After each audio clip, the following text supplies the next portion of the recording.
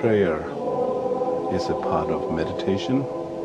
To me, prayer is feeling God's heart.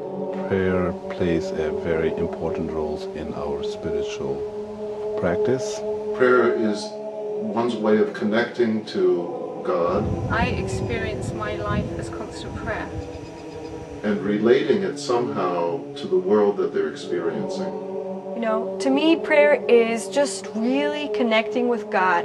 I look at prayer as listening, not talking at God or babbling at God, but listening. Your prayers come from your heart. And so it's a more personal and intimate relationship you have with the Creator. Generally, prayer itself is very positive. And the nature of a prayer is the right thing. So I personally don't think that there is a wrong prayer. God didn't guarantee us or promise us that life is going to be rosy and everything's going to be wonderful and you're never going to have any problems. That was never a promise. But what he did promise is that if we do ask for his help, he's going to give it. There's so much power in prayer that when you pray, you're moving so many mountains in the spiritual world. You know, it doesn't matter who you are asking, as long as if you have some faith.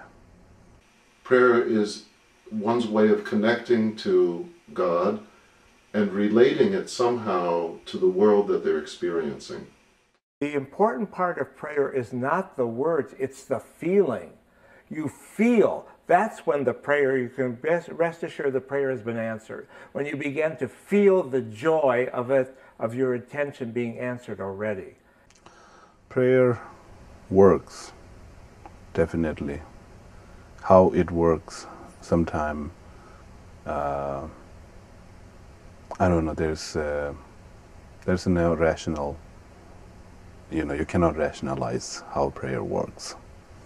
I don't call it prayer, I call it divine dialogue. That to me is how I define prayer. It's not a monologue. People think prayer is a monologue. You talk at God.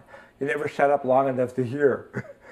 Because it isn't until we really believe that that's when the miracle happens. When we really believe that God can do this, that's when we have a breakthrough. And that's when miracles happen.